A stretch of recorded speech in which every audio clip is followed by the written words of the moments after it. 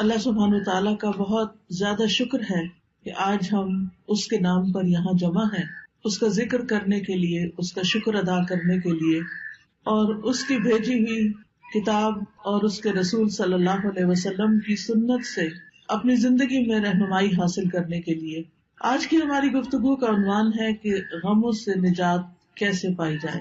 اگر دیکھا جائے تو ہر انسان کسی نہ کسی مسئلے کا شکار ہے، کہیں نہ کہیں اس کی زندگی میں کوئی ایسی چیز ہے جو اسے بے چین رکھتی ہے، پریشان رکھتی ہے، غمگین رکھتی ہے۔ اس میں ہوتا یہ ہے کہ انسان پھر اپنی صلاحیتوں، قوتوں، طاقتوں سے جو اللہ تعالیٰ نے اس کو دی ہیں ان سے وہ بھرپور فائدہ نہیں اٹھا سکتا۔ تو سب سے پہلی بات تو یہ ہے کہ سوال یہ پیدا ہوتا ہے کہ یہ غم آتے کیوں ہیں، غم محسوس کیوں کرتا ہے انسان، یہ پریشانیاں، یہ مشکلات، یہ تکالیف ہماری زندگی میں کیوں ہیں۔ تو اس سلسلے میں جب ہم قرآن مجید کی طرف رجوع کرتے ہیں تو پہلی بات ہمیں یہ پتہ چلتی ہے کہ اللہ تعالیٰ نے انسان کو امتحان کے لیے پیدا کیا، اس لیے وہ اس انسان پر طرح طرح کی آزمائشیں اور مشکلات بھیجتا رہتا ہے تاکہ وہ دیکھے کہ انسان ان میں کرتا کیا ہے، انسان کا طریقہ کیا ہے۔ قرآن مجید میں آتا ہے سورۃ الملک، جو ہر روز رات کو آپ پڑھتے ہیں، کیونکہ نبی صلی اللہ علیہ وسلم رات کو سورۃ الملک اور سورۃ الف لام میم السجدہ پڑھے بغیر سویا نہیں کرتے تھے، یہ آپ کی سنت ہے۔ یہ سورت قبر کے عذاب سے بچانے والی بھی ہے۔ اس سورت کے شروع میں اللہ تعالیٰ فرماتے ہیں تبارک الذی بیدہ الملک وہو علی کل شیء قدیر الذی خلق الموت والحیاۃ لیبلوکم ایکم احسن عملا وہو العزیز الغفور۔ بہت بابرکت ہے وہ ذات جس کے ہاتھ میں کائنات کی بادشاہت ہے اور وہ ہر چیز پر قادر ہے۔ وہو علی کل شیء قدیر الذی خلق الموت والحیاۃ لیبلوکم، اس نے موت اور زندگی کو بنایا تاکہ تمہارا امتحان لے، تمہیں آزما کر دیکھے کیا ایکم احسن عملا، کہ تم میں سب سے اچھے کام کون کرتا ہے۔ وہو العزیز الغفور، اور وہ زبردست ہے، غالب ہے، بخشش فرمانے والا ہے۔ تو اس سے یہ پتہ چلتا ہے کہ یہ زندگی ایک امتحان ہے، اور امتحان ایک مشکل چیز ہوتی ہے۔ اس میں ہمیشہ انسان کے حالات اس کی مرضی کے مطابق نہیں ہو سکتے، اس پر کہیں نہ کہیں سے کوئی نہ کوئی ایسی آزمائش، کوئی امتحان، کوئی تکلیف، کوئی تنگی آتی رہے گی تاکہ یہ دیکھا جائے کہ انسان کرتا کیا ہے، کیا پھر بھی یہ اللہ سے راضی رہتا ہے، کیا پھر بھی یہ اللہ کی طرف رجوع کرتا ہے، کیا یہ واقعی اللہ کا بندہ بن کے رہتا ہے، یا اس آزمائش کی گھڑی میں پھسل جاتا ہے اور شیطان جو ہر وقت اس کو اچکنے کے لیے تیار ہے وہ اس کا نوالہ بن جاتا ہے۔ پھر اسی طرح یہ بات بھی یاد رکھنی چاہیے کہ انسان پر بہت سی تکلیفیں اس کے اپنے اعمال کی وجہ سے ہی آتی ہیں۔ سورۃ الشورى میں اللہ تعالیٰ فرماتے ہیں وَمَا أَصَابَكُم مِّن مُّصِيبَةٍ فَبِمَا كَسَبَتْ أَيْدِيكُمْ وَيَعْفُو عَن كَثِيرٍ، اور جو بھی تمہیں کوئی مصیبت پہنچی تو وہ اس وجہ سے ہے جو تمہارے ہاتھوں نے کمایا، یعنی تمہارے اپنے اعمال کی وجہ سے تمہارے لیے بہت سی مشکلات کھڑی ہوئی ہیں، اور وہ بہت سی چیزوں سے درگزر کر جاتا ہے، یعنی ان پر تو وہ سزا دیتا بھی نہیں، ان پر تو وہ تمہیں کسی پریشانی میں مبتلا نہیں کرتا، بلکہ تمہارے گناہوں کے باوجود، تمہاری زیادتیوں کے باوجود بھی وہ تمہیں اپنی عنایتوں اور نوازشوں سے معمور رکھتا ہے۔ پھر اسی طرح یہ ہے کہ انسان بعض اوقات اللہ کی عبادت سے منہ موڑتا ہے، اللہ کے ذکر سے منہ موڑتا ہے تو اس پر کوئی تکلیف آ جاتی ہے، کیونکہ اللہ نے ہمیں اپنی عبادت کے لیے پیدا کیا ہے۔ سورۃ الذاریات میں آتا ہے وَمَا خَلَقْتُ الْجِنَّ وَالْإِنسَ إِلَّا لِيَعْبُدُونِ، کہ میں نے جن و انس کو اپنی عبادت کے لیے پیدا کیا ہے۔ تو انسان جب اللہ کی عبادت سے منہ موڑ کر دنیا کا بندہ بننے لگتا ہے تو اللہ تعالیٰ اس کو واپس اپنی طرف لانے کے لیے کسی تکلیف میں مبتلا کرتا ہے تاکہ یہ بندہ اللہ کو یاد کرے۔ اور جو شخص مستقل طور پر اللہ سے روگردانی کر لیتا ہے اللہ کی یاد سے، تو اللہ تعالیٰ اس کے لیے دنیا کی زندگی بھی تنگ کر دیتے ہیں۔ اللہ تعالیٰ کا فرمان ہے سورۃ طٰہٰ میں وَمَنْ أَعْرَضَ عَنْ ذِكْرِي فَإِنَّ لَهُ مَعِيشَةً ضَنْكًا وَنَحْشُرُهُ يَوْمَ الْقِيَامَةِ أَعْمَىٰ، جو کوئی میرے ذکر سے منہ موڑے گا میں اس کی زندگی تنگ کر دوں گا اور قیامت کے دن اس کو اندھا اٹھاؤں گا، یعنی اس کی صرف یہ زندگی ہی نہیں پریشانیوں والی ہوگی بلکہ آگے بھی بڑی پریشانی ہے، یعنی اس کے لیے بہت بڑی مشکلات ہیں اگلی زندگی میں بھی. لیکن وجہ کیا ہے؟ وجہ ہے اللہ کے ذکر سے منہ موڑنا، اللہ کی یاد کا زندگی میں نہ ہونا. یہ انسان کے لیے پریشانی کا باعث بنتا ہے. سورۃ الزخرف میں اللہ تعالیٰ فرماتے ہیں من یعش عن ذکر الرحمن نقیض له شیطانا فهو له قرین. جو شخص رحمان کے ذکر سے آنکھیں بند کر لیتا ہے ہم اس پر شیطان مسلط کر دیتے ہیں جو اس کا ساتھی بن جاتا ہے، اور شیطان پھر اس کو اللہ کے راستے سے روکتا ہے. جب انسان اللہ کا راستہ چھوڑ دیتا ہے اور اللہ کی نافرمانیاں کرنے لگتا ہے تو اللہ تعالیٰ پھر اس پر کوئی نہ کوئی امتحان بھیج دیتا ہے تاکہ یہ بندہ سوچے، غور کرے اور واپس اللہ کی طرف پلٹے. جب انسان اللہ کی عبادت سے روگردانی کرتا ہے تو دنیا میں بھی محتاجی کا شکار رہتا ہے، خواہ اس کے پاس بہت کچھ بھی ہو لیکن اس کے دل کی محتاجی اور پریشانی نہیں جاتی. حدیث میں آتا ہے اللہ سبحانہ وتعالیٰ فرماتے ہیں، حدیث قدسی ہے، صحیح ترمذی کی روایت ہے، اے ابن آدم تم اپنے آپ کو میری عبادت کے لیے فارغ کر لو، میں تمہارے دل کو بے نیازی سے بھر دوں گا اور تمہاری محتاجی دور کر دوں گا. یعنی تم میری عبادت کے لیے وقت نکالو تو میں تمہارے دل کو غنی کر دوں گا. حالات تو نہیں بدلتے مگر دل کی حالت بدل جاتی ہے اللہ کی عبادت سے. دل مضبوط ہو جاتا ہے، دل کے اندر اللہ کا توکل آتا ہے، دل کے اندر ایسا یقین آتا ہے کہ انسان کو بڑی بڑی مشکلات بھی معمولی لگتی ہیں. اور جب دل میں ایمان نہیں ہوتا، توکل نہیں ہوتا، یقین نہیں ہوتا، امید نہیں ہوتی، مایوسی ہوتی ہے تو رائی بھی پہاڑ لگتی ہے. اور اس طرح مشکلات اور مصیبتوں کے پہاڑ ہر طرف اس کو کھڑے نظر آتے ہیں. تو اس کا حل کیا بتایا کہ اگر تم عبادت کرو گے تو میں تمہارے دل کو بے نیازی سے بھر دوں گا، تمہاری محتاجی دور کر دوں گا. لیکن اگر تم ایسا نہیں کرو گے تو میں تمہارے دونوں ہاتھ کاموں میں مشغول کر دوں گا اور اس کے باوجود تمہارا فقر دور نہیں کروں گا. یعنی تم سارا دن کام کرو گے، محنت کرو گے، لیکن پھر بھی تمہاری محتاجی اپنی جگہ کھڑی رہے گی کیونکہ وہ دل کی محتاجی ہوگی نا، دل کے اندر پریشانی ہوگی. تو یاد رکھیے کہ صرف دنیا کی فکر کرنے سے معاملات سلجھنے کی بجائے بگڑنے لگتے ہیں. صرف دنیا دنیا دنیا، ہر وقت صبح اٹھتے ہی دنیا کی فکر، دن کو دنیا کی فکر، رات کو سوتے ہوئے دنیا کی فکر.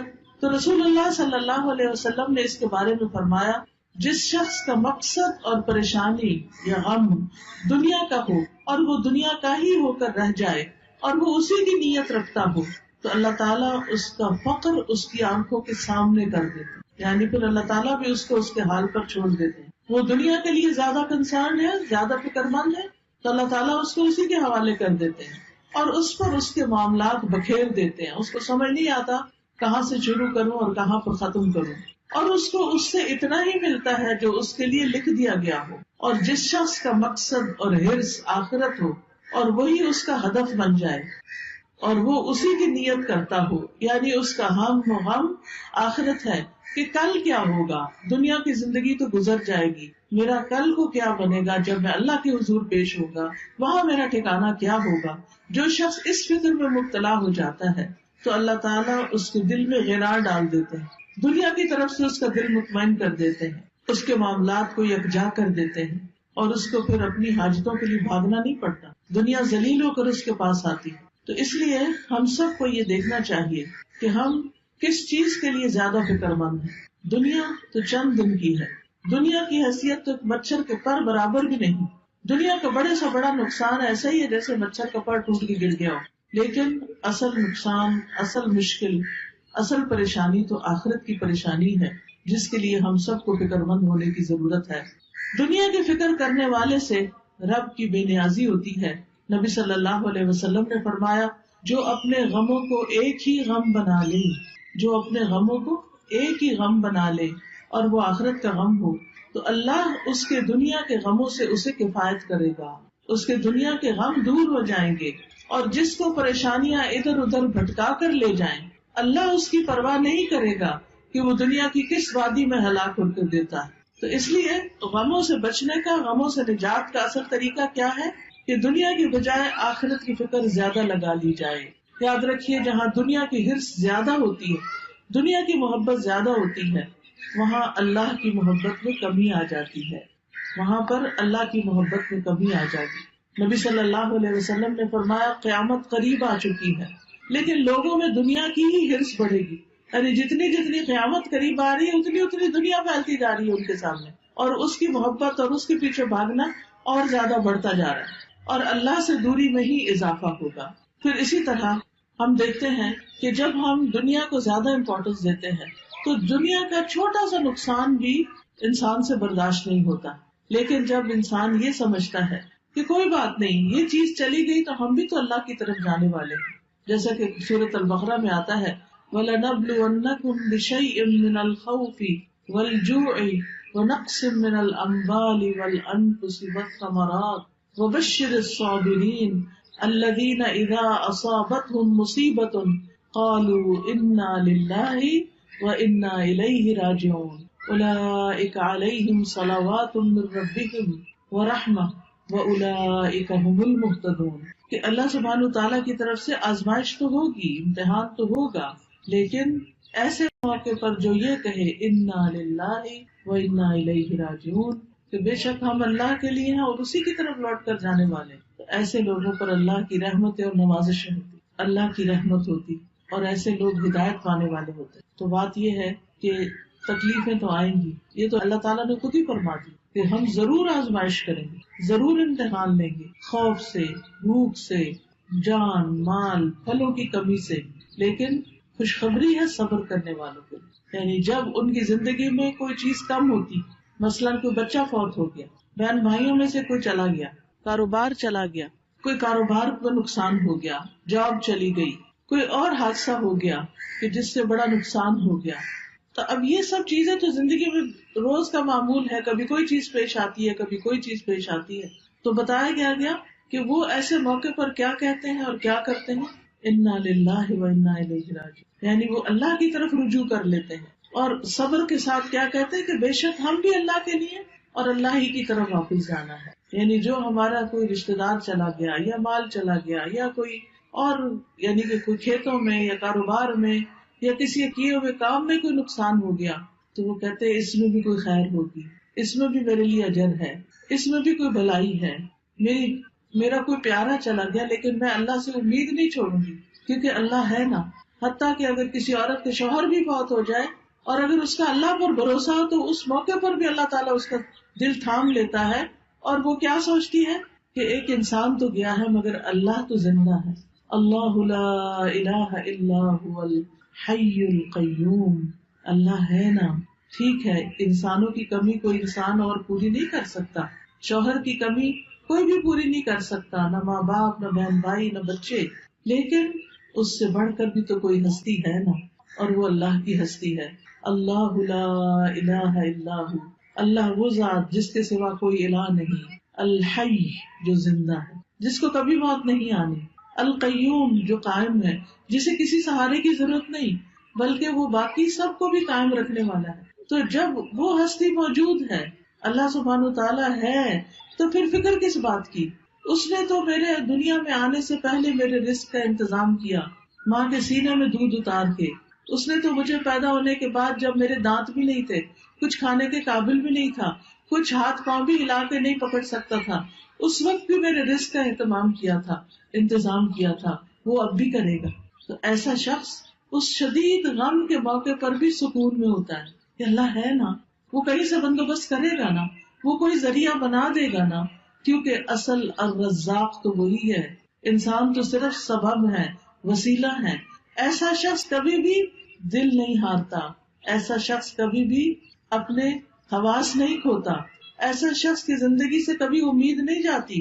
اور آپ نے دیکھا ہوگا کہ کتنے ہی بچے ہیں جو یتیم پلے ہیں لیکن وہ بڑے بڑے لوگوں سے آگے نکل گئے، دنیا کی بڑی بڑی مشہور ہستیاں بن گئے، باپ کی کمی سے ان کی زندگی میں سب کچھ ختم نہیں ہو گیا، اللہ نے دوسرے ذرائع سے ان کی مدد کی، کیونکہ اصل اسباب تو اللہ کے ہاتھ میں ہے اور تمام چیزیں وہی پوری کرنے والا ہے۔ یاد رکھیے اللہ کے پاس ہر مسئلے کا حل ہے، وہ ہر چیز پر قدرت رکھتا ہے، لہذا رنج اور غم سے، مشقت اور پریشانی سے نجات پانے کے لیے سب سے پہلا کرنے کا کام کیا ہے؟ اللہ پر بھروسہ، اللہ سے مضبوط تعلق، اللہ پر ایمان، یقین، توکل، اس سے امید، اسی کا ڈر اور اسی کی طرف لوٹ کر جانے کی فکر. یاد رکھیے دنیا کے سارے خزانے اللہ کے ہیں، سارے خزانوں کا مالک وہ ہے. وَلِلَّهِ خَزَائِنُ السَّمَاوَاتِ وَالْأَرْضِ وَلِلَّهِ مُلْكُ السَّمَاوَاتِ وَالْأَرْضِ. آسمانوں کی بادشاہت، زمین کی بادشاہت ساری کی ساری اللہ کے پاس ہے. وَاللَّهُ عَلَى كُلِّ شَيْءٍ قَدِيرٌ. اور اللہ ہر چیز پر پوری طرح قادر ہے، پوری قدرت رکھتا ہے. لہذا کیا یقین رکھنا ہے کہ سارے خزانے تو اس کے پاس ہیں، مجھے اس سے مانگنے ہیں. لہذا انسان سب انسانوں سے نظر ہٹا کے اللہ سبحانہ تعالیٰ کی طرف امید رکھتا ہے، اس سے مانگتا ہے. یا اللہ تو میرا رازق ہے، تو پتھر کے اندر ایک کیڑے کو بھی رزق پہنچاتا ہے، تو کیا مجھے نہیں رزق دے سکتا؟ آسمان و زمین کی مخلوق کو دے رہا ہے، تو دن رات دے رہا ہے اور کوئی کمی نہیں واقع ہوتی تیرے رزق میں، تو کیا مجھے نہیں دے سکتا؟ تو مجھے بھی دینے والا ہے. لہٰذا جو شخص اللہ پر یقین رکھتا ہے وہ ہر غم، ہر تکلیف میں اللہ کی طرف رجوع کرتا ہے، اللہ کی طرف پلٹتا ہے، اور اس کو یہ یاد رہتا ہے کہ ہر مسئلے کا حل اللہ کے پاس ہے. اللہ سبحانہ تعالیٰ کے سامنے اپنی حاجتیں رکھے، سجدے میں رو کر پکارے اس کو کہ اللہ تو مدد کر. کوئی بھی مسئلہ ہے جو آپ کا، اس کو سامنے رکھ کے، کیونکہ اللہ تعالیٰ فرماتے ہیں اَمَّن يُجِيبُ الْمُضْطَرَّ إِذَا دَعَاهُ وَيَكْشِفُ السُّوءَ. بھلا کون ہے جو لاچار کی فریاد رسی کرتا ہے جب وہ اسے پکارتا ہے اور اس کی تکلیف کو دور کرتا ہے؟ کوئی اور ہے؟ نہیں، کوئی بھی نہیں.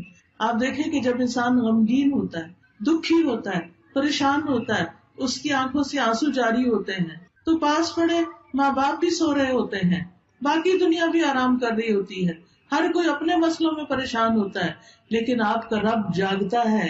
لا تأخذہ سنۃ ولا نوم. نہ اس کو اونگ آتی ہے، نہ اس کو نیند آتی ہے. سب سوتے ہیں لیکن وہ جاگتا ہے. وہ رات کو بھی، وہ دن کو بھی، وہ صبح بھی، وہ شام بھی آپ کی دعائیں سنتا ہے. لہٰذا اس کی طرف رجوع کرنا ہے. چھوٹی ضرورت ہو، بڑی ضرورت ہو، لوگوں کی طرف لالچ کی نگاہ سے نہیں دیکھنا کہ ان کے پاس بہت کچھ ہے. نہیں، اللہ کی طرف دیکھنا ہے. رسول اللہ صلی اللہ علیہ وسلم نے فرمایا جسے انتہائی شدید حاجت آ پڑے، یہ شدید ضرورت اس کو ہو جائے کوئی، اور اس نے اسے لوگوں پہ پیش کر دیا، تو اس کی وہ حاجت دور نہ ہوگی. کہ لوگ اکثر کیا چاہتے ہیں کہ یہ بندہ جو پریشان ہے پریشان ہی رہے، وہ مدد نہیں کرنا چاہتے. لوگ عموماً دوسروں کو دکھی دیکھ کے خوش ہوتے ہیں. تو اس لیے جب کوئی ضرورت پیش آئے سب سے پہلے اللہ سے دعا کریں، پھر اللہ لوگوں کے دل میں ڈالے گا کہ وہ مدد کریں آپ کی. تو حدیث میں آتا ہے کہ جسے انتہائی شدید حاجت آ پڑے اور اسے اس نے لوگوں پر پیش کر دیا تو اس کی وہ حاجت پوری نہ ہوگی، اور جس نے اسے اللہ پہ پیش کیا تو ان قریب اللہ اسے بے پرواہ کر دے گا. یا تو جلد ہی موت آ جائے گی، دنیا کے بکھیڑوں سے ہی جان چھوٹ جائے گی، یا جلد ہی غنی ہو جائے گا اور انسانوں کی ضرورت نہ رہے گی. آپ کو خوف آتا ہے کہ پتہ نہیں کیا ہوگا، پتہ نہیں بڑھاپے میں کون ہمیں دیکھے گا، ہمارے لیے روزی کا انتظام کیا ہوگا، ہماری ضروریات پوری کہاں سے ہوں گی. تو فوراً کہا کرے اللہ تو میرا رب ہے نا، تو ہی میرے سارے انتظام کرے گا، مجھے انسانوں سے نہیں تجھ سے توقع ہے. انسانوں کے ہاتھ خالی ہیں، ہمارے ہاتھ میں تو تھوڑی دیر کوئی چیز ہو تو ہمارا دل کہتا ہے رکھ دیں. ایسے ہی ہوتا ہے نا، ہم اپنے ہاتھ بھر کے رکھ بھی نہیں سکتے، مٹھی میں کوئی چیز ہو چھوٹی سی بھی تو تنگ آ جاتے ہیں، وہ کہتے ہیں یہ کہیں رکھ دے. ہمارے ہاتھ خالی ہیں، خالی آئے تھے، خالی رکھنا پسند کرتے ہیں اور خالی جائیں گے. بھرے ہوئے ہاتھ تو اللہ کے ہیں، ان سے کیوں مانگتے ہیں جو خالی ہاتھ؟ ان سے کیوں توقع ہے جن کے پاس کچھ نہیں؟ اس سے کیوں نہیں توقع رکھتے جس کے پاس سب کچھ ہے؟ مانگ کے تو دیکھیں پھر کس طرح ضروریات پوری ہوتی ہیں. آپ دیکھیں قبر میں سب سے پہلا سوال کیا ہوگا؟ من ربو کا، تیرا رب کون ہے؟ اور رب کون ہوتا ہے؟ جو پیدا بھی کرتا ہے، جو رزق بھی دیتا ہے، جو ساری ضروریات پوری کرتا ہے. تو اگر ہم اس دنیا میں، اس زندگی میں رب کو رب مانیں گے تو تبھی جواب دے سکیں گے نا. تو اکثر کہا کرے اللہ تو میرا رب ہے، تو ہے نا، تو یہ بھی کام کر دے گا میرا، تو یہ بھی مشکل آسان کر دے گا میری. زندگی میں کوئی مشکل ہی نہیں رہے گی جب آپ رب کو پکارتے رہیں گے، جب رب کو پہچان لیں گے تو کوئی غم نہیں رہے گا. انبیاء کا طریقہ یہ تھا کہ وہ اپنے غموں کی فریاد، اپنے دکھوں کی داستان اپنے رب کو ہی سناتے تھے. حضرت یعقوب علیہ السلام سے جب یوسف علیہ السلام دور کر دیے گئے اور وہ ان سے بے پناہ محبت کرتے تھے، تو آپ سوچ سکتے ہیں کہ جس سے انسان محبت کرتا ہو وہ اگر دور چلا جائے تو انسان کے لیے کتنا دکھ اور تکلیف ہوتی ہے. کتنی پریشانی ہوتی ہے، لیکن انہوں نے شکوہ بندوں سے نہیں کیا، کہا انما اشکو بثی وحزنی الی اللہ، کہ میں اپنے غم اور دکھ کی فریاد صرف اللہ کی جناب میں پیش کرتا ہوں. جب تکلیف آئے اللہ کے آگے سجدے میں گر پڑے، نفل پڑھے، روئیں، سجدے میں گڑ گڑا کے دعائیں مانگے، اللہ پہ بھروسہ کریں. اللہ تعالیٰ فرماتے ہیں وَمَن يَتَوَکَّلْ عَلَى اللَّهِ فَهُوَ حَسْبُهُ إِنَّ اللَّهَ بَالِغُ أَمْرِهِ قَدْ جَعَلَ اللَّهُ لِكُلِّ شَيْءٍ قَدْرًا. اور جو شخص اللہ پر بھروسہ کرے تو وہ اسے کافی ہے، اللہ اپنا کام پورا کر کے رہتا ہے. بلا شبہ اللہ نے ہر چیز کا ایک اندازہ مقرر کر رکھا ہے، ہر چیز کا ایک وقت ہے. اب مثلاً آپ کے صحن میں اگر بہت بڑا بھی درخت ہے پھل کا، مثلاً آج کل سردیوں کا موسم ہے اور آپ کے صحن میں آم کا بہت بڑا درخت ہے، آپ کے ابھی آم لگ جائیں تو ابھی تو نہیں لگیں گے. ہاں اگر آپ صبر کریں گے، انتظار کریں گے تو 6 مہینے بعد آپ بہترین آم کھائیں گے. اسی طرح ہر کام کا ایک وقت ہوتا ہے. مثلاً کسی کی اولاد نہیں تو وہ اولاد کے لیے پریشان رہتا ہے، تو اس کا ایک وقت ہے. اور اگر اللہ نہیں دینا چاہتا تو اس کے پیچھے بھی کوئی حکمت ہے، کوئی مصلحت ہے، کوئی فائدہ ہے، کوئی وجہ ہے، اس کو پتا ہے، ہمیں نہیں پتا کہ وہ ہمیں اولاد کیوں نہیں دے رہا. پھر اگر اولاد ہے اور اس کا کوئی غم ہے یا تکلیف ہے، اس کی وجہ سے ہم دکھی ہیں، تو اس پر بھی اللہ پہ بھروسہ کریں کہ یہ وقت بھی گزر جائے گا، اس کی کوئی وجہ ہے. آپ دیکھیے کہ جو ایک کچا برتن ہوتا ہے اور ایک پکا برتن ہوتا ہے، پکا برتن صرف وہ ہوتا ہے جسے آگ میں تپایا جائے. اللہ بندے کا ایمان بھی مضبوط کرنے کے لیے بعض اوقات اس کو مشکلات کی بھٹی میں تپاتا ہے، پکاتا ہے، پکا ہو جائے بندہ، استقامت آ جائے اس میں، وہ اللہ کا بندہ بن جائے، وہ سب سے مایوس ہو کر وہ اللہ ہی سے امید رکھے. تو اس لیے ایسے موقع پر انسان کو پریشان نہیں ہونا چاہیے، اللہ کی طرف رجوع کرنا چاہیے. اور یہ بھی یاد رکھیے جیسے قرآن مجید میں آتا ہے وَلَئِن سَأَلْتَهُم مَّنْ خَلَقَ السَّمَاوَاتِ وَالْأَرْضَ لَيَقُولُنَّ اللَّهُ قُلْ أَفَرَأَيْتُم مَّا تَدْعُونَ مِن دُونِ اللَّهِ